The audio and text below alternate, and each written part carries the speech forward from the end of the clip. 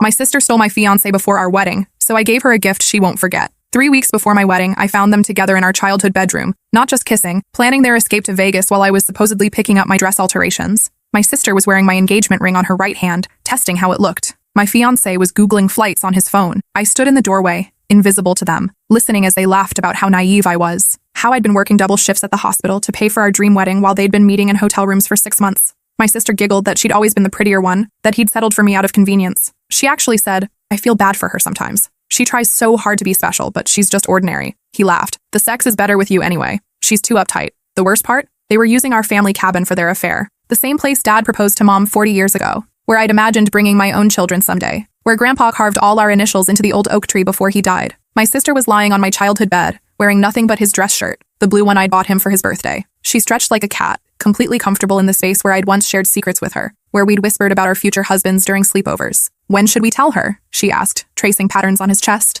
"After Vegas," he replied. "Let her think I just got cold feet. She'll blame herself, like she always does." That's when something inside me crystallized. Not anger, something colder, more precise. The bedroom looked exactly the same as when we were children. Same pink wallpaper with tiny roses that Mom had picked out when we moved in. Same twin beds with matching quilts Grandma had sewn. Same bookshelf filled with children's stories about sisters who loved each other. But now those twin beds had been pushed together, creating a makeshift double where my sister was destroying everything sacred about our childhood, where she was rewriting our history with betrayal. I watched her run her fingers through his hair, the same gesture she'd used to comfort me when I was upset, the same loving touch she'd given me during Mom's cancer treatment, when we'd held each other and promised we'd never let anything come between us. Instead of screaming or throwing things, I backed away silently. They never knew I'd seen them. That night, I called off the wedding, told everyone there was a family emergency. "Had to be hospitalized for exhaustion," I said. My sister played the concerned sibling perfectly, offering to help with cancellations while secretly texting him about their new freedom. I let them think they'd gotten away with it. For 2 weeks, I played devastated. I cried on command, accepted their comfort,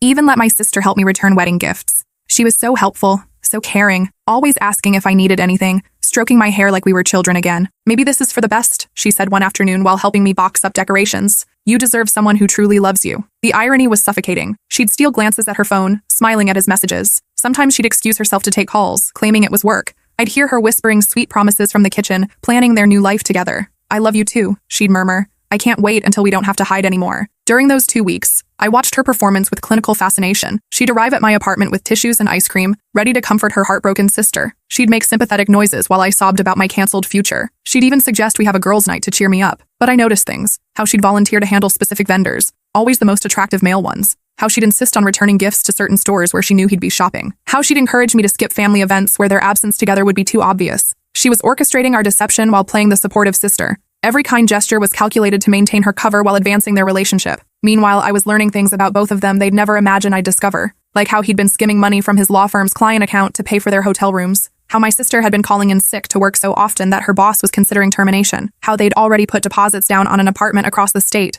using money from the joint account he and I shared for wedding expenses. I discovered he'd taken out a credit card in both our names without telling me, maxing it out on jewelry for her. I found receipts for lingerie purchases made on days he'd claimed to be in court. There were even medical records. She'd been to a fertility clinic, exploring options for when they started their new life together. They'd planned everything, right down to the timing of breaking my heart. But I was planning too. Every day, while she held my hand and he sent consoling text messages, I gathered evidence. I installed tracking software on devices they'd carelessly left unlocked. I befriended hotel staff who remembered them. I hired a private investigator who specialized in infidelity cases. The PI was a middle-aged woman named Detective Rivera, who'd seen everything twice. When I showed her what I discovered, she whistled low. "Honey," she said, "this isn't just cheating. This is fraud, embezzlement, and conspiracy. You could destroy them both legally." "I don't want legal," I told her. "I want personal." She understood immediately. Detective Rivera taught me things about surveillance I'd never imagined. How to recover deleted files from cloud backups. How to access security footage from businesses. How to trace financial transactions across multiple accounts. Most importantly, she taught me to be methodical.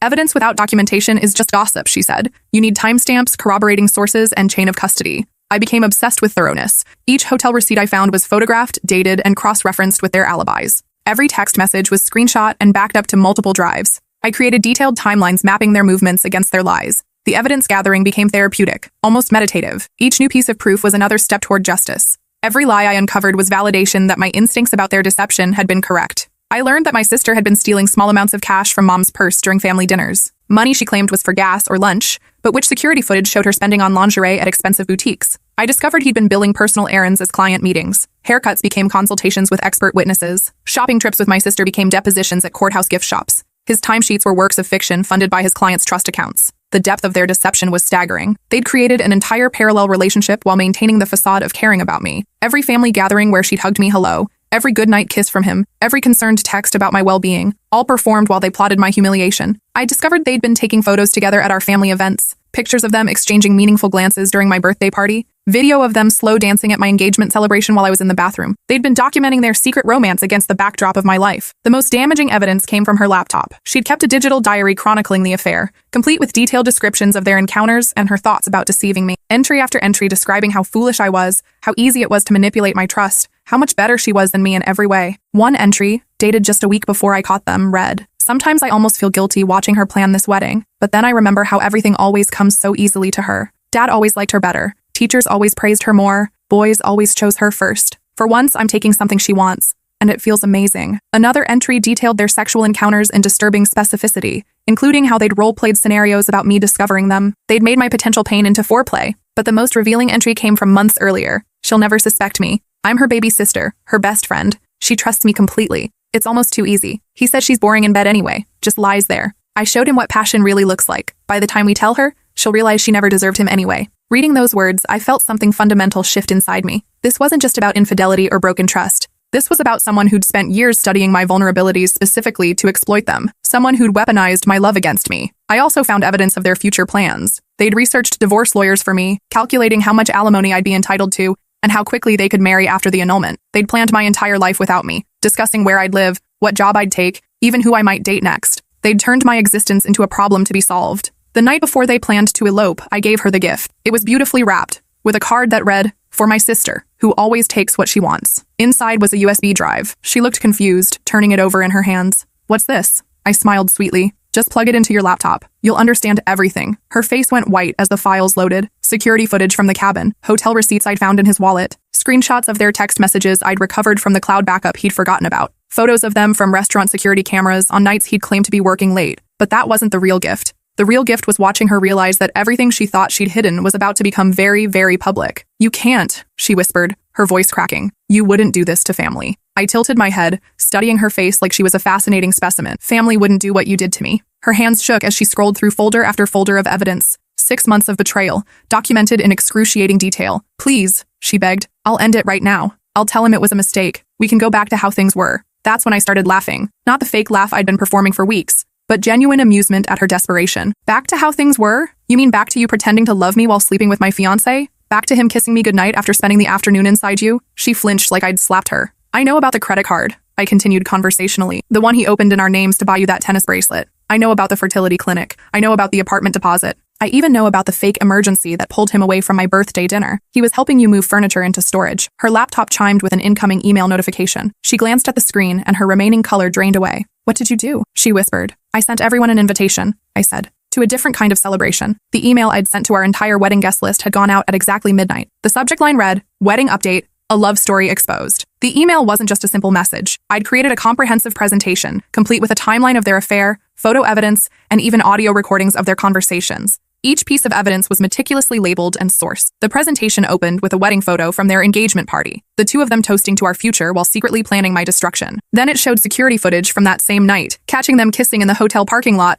while I was inside thanking guests for their gifts. But that was just the beginning. While she stared at her screen in horror, I pulled out my phone and showed her the text I just sent to Mom and Dad. "Come downstairs. There's something you need to see." My sister's hands flew to her mouth. "No, you didn't tell them." "I didn't have to tell them anything," I replied calmly. "They can see for themselves." Within minutes, I heard Dad's heavy footsteps on the stairs. Mom followed, her voice tight with concern. "What's wrong?" "Your text sounded urgent." I gestured to my sister's laptop, where hotel security footage was playing in crystal clear detail. "I thought you should know what you raised." The silence that followed was deafening. Dad's face went through several emotions: confusion, recognition, then a rage I'd never seen before. Mom just stared, her hand covering her mouth. "How long?" Dad's voice was deadly quiet. My sister couldn't speak, just sobbed into her hands. 6 months, I answered for her, while I was working overtime to pay for a wedding to a man who was sleeping with your other daughter. Mom sank into a chair. "The family cabin? Among other places. I have footage from 14 different hotels, 3 restaurants, even the parking lot at her office." As I spoke, I watched my parents' faces transform. Dad went from confused to disgusted to coldly furious. Mom's expression shifted from shock to heartbreak to something harder than I'd ever seen from her. My phone started ringing. Him, probably wondering why his phone was exploding with angry messages from wedding guests who'd received photos of his extracurricular activities. I declined the call. There's more, I said, pulling up another folder on the laptop. Financial records. He's been embezzling from his law firm to fund their affair, using money from our joint account. There's even forged documents where he listed her as his emergency contact instead of me. Dad was reading over my shoulder, his lawyer brain processing the legal implications. This is fraud, he said slowly. Multiple counts. He could go to prison. That's his problem, I replied. My problem was having a sister who stabbed me in the back and a fiancé who never loved me. The room fell silent except for my sister's sobbing. I let her cry for a moment, then opened another file. There's something else you should see, I said. Her diary entries. I read aloud from her digital journal, watching Mom's face crumble with each cruel word. Dad's hands clenched into fists as I recited my sister's thoughts about how easy it was to manipulate me, how boring I was, how much she enjoyed taking something I wanted. When I finished reading, Mom looked at my sister like she was seeing a stranger. Who are you? Mom whispered. I don't recognize the person who wrote those words. My sister finally found her voice. I never meant for it to happen this way.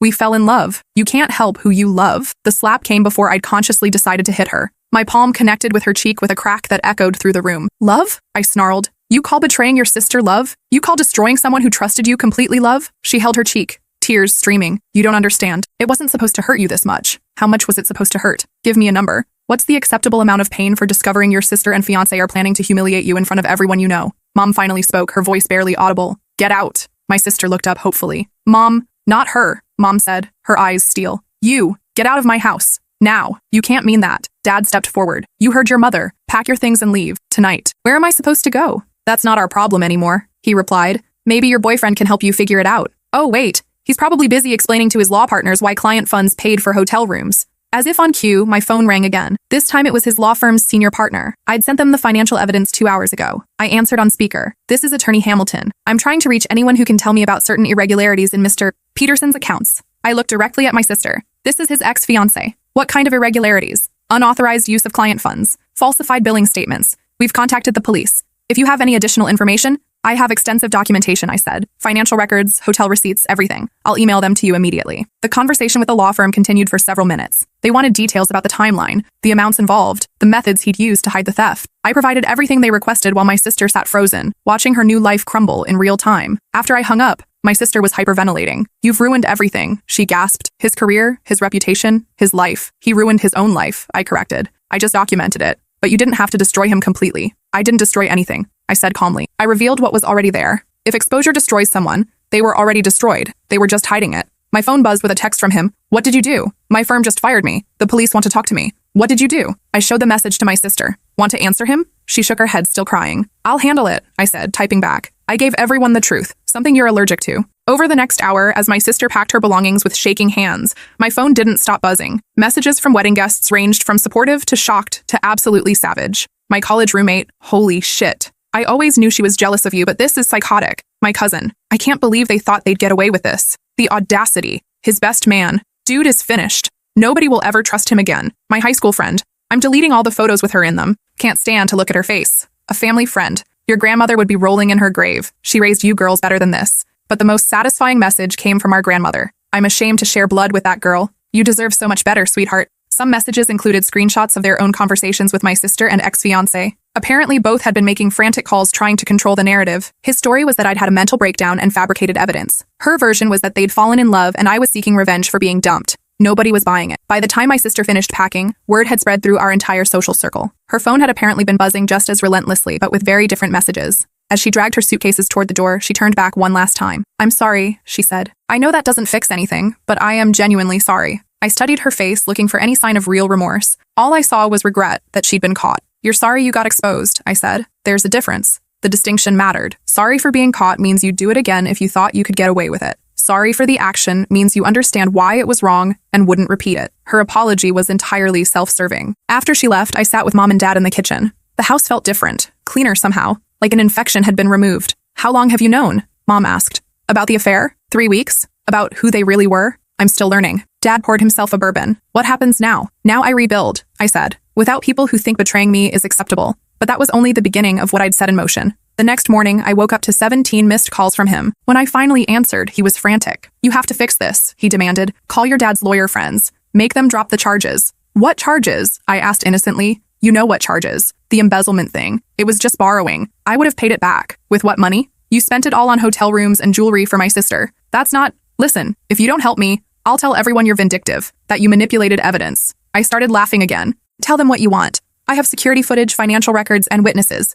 You have desperation and a soon-to-be revoked law license. You're destroying my life over a mistake. A mistake is forgetting someone's birthday, I replied. This was a calculated campaign of deception spanning 6 months. Don't insult my intelligence by calling it a mistake. I loved you, he said, his voice breaking. I really did love you. No, I replied calmly. You loved the idea of me, the nurse with a steady income and rich parents who would make your career easier. You never loved me enough to be faithful. I hung up and blocked his number, but the calls didn't stop. He started calling from different numbers, showing up at my workplace, even sending messages through mutual friends. Each contact revealed more about his character, or lack thereof. He tried bribing me, threatening me, and manipulating me. He offered to pay back the stolen money, to break all contact with my sister, to do anything I wanted if I'd just call off the investigation. When that didn't work, he tried turning others against me. He spread rumors that I'd been stalking him, that I'd fabricated evidence out of jealousy, that I was mentally unstable and dangerous. But I'd been thorough in my documentation. Every piece of evidence was verifiable, time-stamped, and corroborated by multiple sources. His desperate lies only made him look more guilty. Over the next few weeks, the consequences rippled outward like stones thrown in a pond. He was arrested on embezzlement charges. The local newspaper ran the story with photos from our engagement party, creating a stark contrast between his smiling public face and his criminal reality.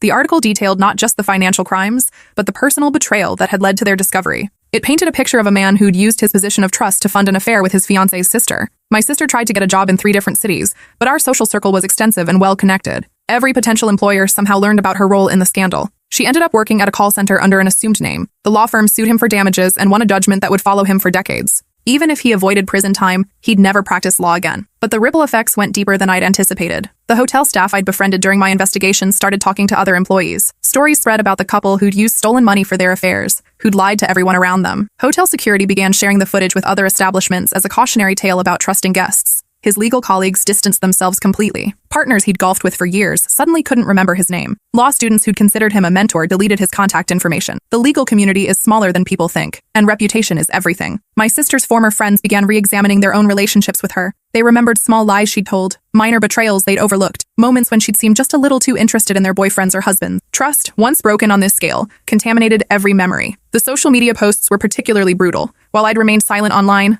others hadn't. Screenshots of their affair messages began circulating. Photos of them together were paired with timeline evidence showing exactly when they'd betrayed me. Someone even created a detailed infographic mapping their deception. But the real justice came 6 months later. I was working my usual shift at the hospital when a familiar name appeared on the patient roster. He'd been brought in after a suicide attempt, pills and alcohol in a motel room. As the attending nurse, I could have requested a different assignment. Instead, I took the case myself. The decision wasn't about revenge or cruelty. It was about completing a circle. This man had tried to destroy my life through deception and theft. Now life had brought him to a place where he needed exactly the kind of professional care I provided. When he woke up in the ICU, groggy and confused, the first face he saw was mine. Professional, compassionate, completely in control. How are you feeling? I asked, checking his IV. He stared at me like I was a hallucination. What are you doing here? I'm a nurse, I said simply. This is where I work. But after everything, why would you? Because it's my job, I interrupted. And unlike some people, I take my responsibilities seriously. I monitored his recovery for 3 days. Never cruel, never vindictive, just thoroughly professional while he lay there, broken and defeated, being cared for by the woman whose life he'd tried to destroy. The other nurses whispered about the irony. Here was a man who'd stolen from clients, cheated on his fiancée, and destroyed his career, being saved by the person he'd hurt most. It became a cautionary tale told in break rooms and nursing stations. During those 3 days, I learned more about consequences than I had in months of planning revenge. Watching someone face the complete collapse of their life, seeing the hollow desperation in their eyes, understanding the weight of choices that can't be undone, it was sobering. He'd lost everything. His career, his reputation, his freedom, his health, his family's respect. The sister who'd once called him brilliant now refused to take his calls. The friends who'd admired his success had vanished when scandal hit. But most devastating was watching him confront who he really was underneath all the lies. Without his professional identity, his financial security, or his ability to manipulate others, he was just a broken man who'd traded everything meaningful for temporary pleasure. On his discharge day, he grabbed my hand as I removed his final IV. I'm sorry, he whispered. I know I don't deserve forgiveness, but I had to say it. I looked at him, really looked, and saw what consequences looked like. Hollow cheeks, haunted eyes, the kind of defeat that settles into your bones. I know you're sorry, I said. Sorry you got caught. Sorry it cost you everything. Sorry you're facing the reality of who you really are. But you're not sorry for what you did to me, I continued. You're sorry it didn't work out the way you planned. There's a difference. I finished removing the IV and stepped back. Good luck, I said. You're going to need it. He tried to contact me several times after that. Letters, emails, even showing up at the hospital until security banned him from the premises. All variations of the same theme. He'd made a mistake. He'd learned his lesson. Couldn't we try again? I never responded. The letters grew increasingly desperate. He'd found work as a paralegal in another state, he said. He was going to therapy. He'd cut all contact with my sister. He'd do anything to earn another chance. But I'd moved on in ways he couldn't understand. The trauma of their betrayal had initially consumed me, but the process of exposing them had been oddly healing. Each piece of evidence I'd gathered was another step toward reclaiming my power. Every consequence they faced was proof that actions matter, that betrayal has costs. I threw myself into work with renewed purpose. The ICU became my domain, a place where life and death decisions required absolute honesty and trust. My colleagues respected my dedication, my patients appreciated my care, and I found satisfaction in work that actually mattered. I also started volunteering at a women's shelter, helping survivors of domestic abuse navigate the legal system. Many had been betrayed by people they'd trusted completely. I understood their shock, their self-doubt, their struggle to rebuild their sense of reality. My experience had taught me valuable skills: how to recognize manipulation, how to document abuse, how to build airtight cases that predators couldn't wriggle out of. I used those skills to help other women escape situations that could have destroyed them. The work was emotionally demanding but deeply satisfying. Each woman who successfully left an abusive relationship, each restraining order that protected a family, each predator who faced consequences, it all felt like justice flowing through the universe. 3 months after his suicide attempt, my sister made her first attempt at contact. She sent a letter through Mom claiming she was in therapy and working on herself. She wanted to apologize properly, to make amends, to rebuild our relationship. Mom asked if I wanted to read the letter. No, I said without hesitation, but I want to know if she's taking responsibility or making excuses. Mom read it silently, her expression growing increasingly frustrated. Excuses, Mom said finally. She's sorry I was hurt. Sorry things got complicated. Sorry the situation spiraled out of control. But she never actually admits what she did was wrong. It's all passive voice and circumstantial language. That told me everything I needed to know about her therapy progress. A month later, she tried a different approach. She sent a video message through Dad, tearfully explaining how much she missed me, how therapy was helping her understand her mistakes, how she'd do anything to earn my forgiveness. Again, I declined to watch it. Tell me, I said to Dad. Does she use the words, "I chose to betray my sister" anywhere in that video? Dad thought for a moment. No, she talks about falling in love, about things happening beyond her control, about not meaning to hurt you. But she never acknowledges that she made deliberate choices to deceive you. The distinction mattered. People who take responsibility say things like, "I chose to lie to you," or "I decided to prioritize my desires over your well-being." People who make excuses use phrases like, "It just happened," or "We fell in love," or "I never meant for you to get hurt." My sister was still living in a fantasy where she was the victim of circumstances rather than the architect of betrayal. 6 months later, I heard she'd moved back to our hometown. She was living with Mom and Dad, working at a local diner, and apparently struggling with depression and anxiety. Part of me felt sympathy for her mental health struggles, but a larger part of me recognized that consequences aren't punishment. They're education, and some lessons can only be learned through experience. The final chapter came a year later. I was at a coffee shop when I overheard 2 women talking about a familiar story. A woman who'd stolen her sister's fiancé, only to have it backfire spectacularly when the sister exposed them both. "I heard she moved back home," one said, "living with her parents again. Can't keep a job because everyone knows what she did." "And the guy?" the other asked. "Prison. 18 months for embezzlement. His law license got permanently revoked." I smiled into my latte. Sometimes justice takes time, but it arrives eventually. That same week, I got engaged again, this time to Dr. Harrison, the pediatric surgeon who'd transferred from Children's Hospital. He knew my whole story. I told him on our 3rd date, wanting complete honesty from the start. His response was perfect. Their loss, my gain. Our courtship was deliberately transparent. No secret meetings, no hidden messages, no deception of any kind. He introduced me to his colleagues immediately. I brought him to family dinners from the beginning. We built trust through consistency and openness. Harrison was everything my ex-fiancé had pretended to be. Genuinely kind, intellectually honest, emotionally available. He didn't see my success as competition or my family's money as opportunity. He saw me as an equal partner worth choosing every day. When he proposed, it was during a hospital charity gala where both our professional communities could witness it. Not for show, but because our relationship belonged in the light, not hidden in shadows. Our engagement announcement ran in the same newspaper that had covered my ex-fiancé's arrest. The contrast wasn't lost on anyone. My sister sent a card. "I hope you'll be happier this time." I didn't respond, but I kept the card. Not out of sentimentality, but as a reminder. Some people never learn. They just get better at looking like victims. The wedding was small. 40 people who genuinely wanted to celebrate love, not just attend a party. Dad walked me down the aisle. Mom cried happy tears. And I married someone who'd chosen me first and continued choosing me every day. We honeymooned at a cabin in the mountains. Not the family cabin. I'd sold my share to my parents, who'd turned it into a rental property. This one was ours alone, with no ghosts of betrayal haunting the walls. On our last night there, Harrison asked if I ever regretted how I'd handled things with my sister and ex-fiancé. I thought about it while watching the sunset paint the mountains gold. "I regret trusting them," I said finally. "I regret wasting time planning a future with someone who was planning to leave. I regret not seeing who my sister really was underneath all that fake sweetness. But do you regret exposing them?" "No," I said without hesitation. "They made choices. I just made sure those choices had consequences." He nodded and pulled me closer. Good. People who hurt you don't deserve protection from the truth. 6 months after our wedding, I got a call from Mom. My sister wanted to attend Christmas dinner. She claimed she'd learned from her mistakes and wanted to rebuild our relationship. What should I tell her? Mom asked. I thought about forgiveness, about second chances, about the kind of person I wanted to be. Then I remembered finding them in our childhood bedroom, laughing about how naive I was. Tell her we're spending Christmas with my husband's family, I said. People who know what loyalty means. Some bridges, once burned, should stay that way. The request for reconciliation came through multiple channels over the following months. My sister tried reaching out through cousins, family friends, even our childhood pastor. Each messenger carried the same story. She was truly sorry. She'd grown from the experience. She wanted her sister back. But growth and consequence aren't the same thing. A person can learn from their mistakes while still living with the results of their choices. I'd built a new life based on trust, honesty, and genuine connection. Inviting someone back who'd proven capable of such calculated deception would be like installing a door that had already shown it couldn't lock. A year and a half later, during a family barbecue at my uncle's house, my sister showed up uninvited. She'd lost weight, looked older, and carried herself with a defeated posture I'd never seen before. She approached me while I was helping with dessert, away from the main crowd. I know you don't want to talk to me, she said quietly, but I need you to know that I understand what I did now. The therapy helped me see how deeply I hurt you. I continued arranging cookies on a plate without looking up. I was jealous, she continued. I've been jealous of you our whole lives. Everything came so easily to you. Grades, friends, dad's approval. When he showed interest in me, it felt like finally winning something. I stopped arranging cookies and looked at her directly. You still don't get it, I said calmly. This wasn't about jealousy or competition. This was about you deciding my feelings didn't matter, about choosing to hurt someone who loved you. But I understand that now. No, you understand the consequences now. There's a difference. She tried to continue the conversation, but I walked away from her and rejoined the main group. She didn't follow. Later that evening, Mom pulled me aside. She's been struggling, Mom said gently. The depression, the job situation, the isolation. Maybe you could consider... I understand she's struggling, I interrupted. But her struggles are consequences of her choices. I can feel sympathy for her situation without putting myself back in position to be hurt again. Mom looked sad but nodded. I just hate seeing our family torn apart. Our family wasn't torn apart by my response to betrayal, I said. It was torn apart by the betrayal itself. The distinction mattered, and I could see Mom beginning to understand it. Last month, I heard through Dad that my ex-fiancé had been released from prison. He was working construction now,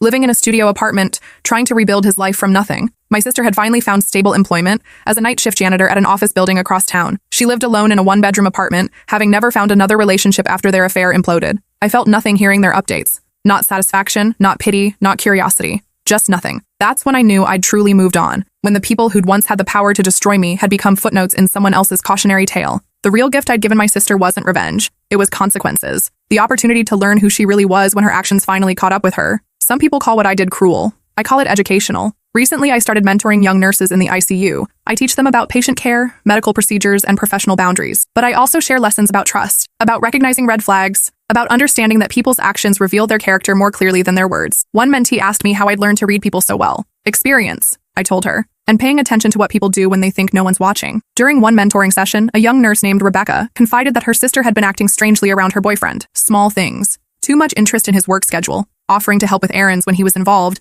asking detailed questions about their relationship. Trust your instincts, I told her. People who respect relationships maintain appropriate boundaries without being asked. Rebecca later discovered her sister had been texting her boyfriend inappropriate messages. Because she'd been paying attention to the warning signs, she addressed it before it escalated into a full affair. The cycle of betrayal stopped before it could complete itself. That's what education looks like in practice. Not just learning from your own experiences, but helping others recognize patterns that could hurt them. The girl who once cried over her sister's betrayal is gone. In her place is a woman who knows her worth and accepts nothing less than complete devotion. That's the person I became when I stopped letting other people define my value. These days I sleep very well, next to someone who chose me first and continues choosing me every day. Someone who would never make me wonder if I'm enough, because he tells me I'm more than enough every morning when we wake up together. Our life is built on a foundation of transparency. We share passwords, schedules, thoughts, and dreams, not because we don't trust each other, but because we understand that real intimacy requires complete honesty. When Harrison comes home from surgery, he tells me about his day. When I finish a difficult shift, I share my challenges with him. We don't have secrets because we don't need them. That's what love looks like when it's real. Not hidden meetings and stolen moments, but open doors and shared dreams.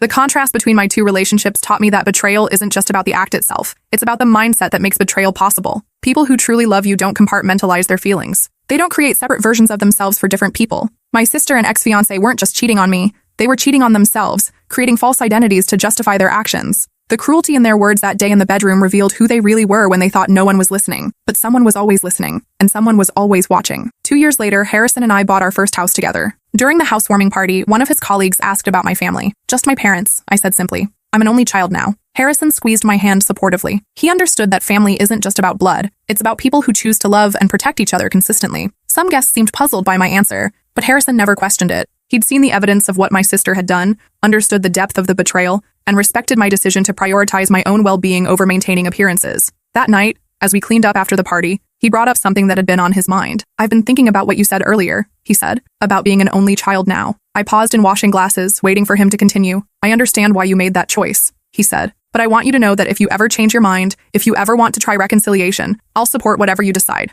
"I appreciate that," I said, "but some bridges aren't meant to be rebuilt. Some relationships serve their purpose, and then end." He nodded thoughtfully. "You know what's interesting? You're one of the most forgiving people I know, with patience, with friends, with strangers. But when it comes to people who've deliberately tried to destroy you, you have clear boundaries." "It's not about forgiveness," I explained. "I forgave them both a long time ago for my own peace of mind. But forgiveness doesn't require relationship restoration. I can wish them well from a distance while protecting myself from future harm." The distinction between forgiveness and reconciliation is something many people don't understand. Forgiveness is releasing anger and resentment for your own healing. Reconciliation is rebuilding trust and relationship, which requires both parties to change. I'd done the work of forgiveness. They'd never done the work required for reconciliation. 6 months ago, we learned we're expecting our first child. The pregnancy brought unexpected emotions, joy, excitement, but also a strange sadness about family dynamics my child would never know. Harrison noticed my mood one evening as we looked at ultrasound pictures. "What's on your mind?" he asked gently. "I was thinking about family stories," I said, "about aunts and uncles and cousins, about the extended family our child won't have." "Our child will have what matters most," he replied. "Parents who love each other and love them, grandparents who model healthy relationships, friends who become chosen family." He was right. Our child would grow up understanding that love is demonstrated through actions, not just words. That trust is earned through consistency, not demanded through guilt. That healthy relationships require mutual respect and honesty. These are better lessons than any extended family could provide. Last week, Mom called with news. My sister had gotten engaged to someone she'd met in therapy, a man who knew her whole story and was willing to start fresh with her. "How do you feel about that?" Mom asked carefully. "I'm glad she found someone," I said honestly. "Everyone deserves a chance to build something healthy." "And you're okay with not being involved in the wedding?" "Mom," I said gently, "her finding love doesn't erase what she did to me. I can be happy for her future while maintaining boundaries about my own life." Mom was quiet for a moment. "I think I'm finally understanding the difference." It had taken years, but Mom was beginning to see that forgiveness and relationship restoration aren't synonymous, that I could wish my sister well while refusing to put myself back in position to be betrayed again. The most important lesson I've learned is that some relationships are meant to be temporary. They serve a purpose, teaching us about trust, boundaries, consequences, and then they end. My sister taught me to pay attention to actions over words. My ex-fiancé taught me that character reveals itself under pressure. Together, they taught me that I deserve relationships built on honesty and mutual respect. Those lessons led me to Harrison, to our growing family, to a life built on genuine love rather than convenient deception. Sometimes the best gift you can give someone is the truth about themselves, even if they never learn to appreciate it. And sometimes the best gift you can give yourself is the strength to walk away from people who see your trust as weakness and your love as something to exploit. That's a gift that changes everything.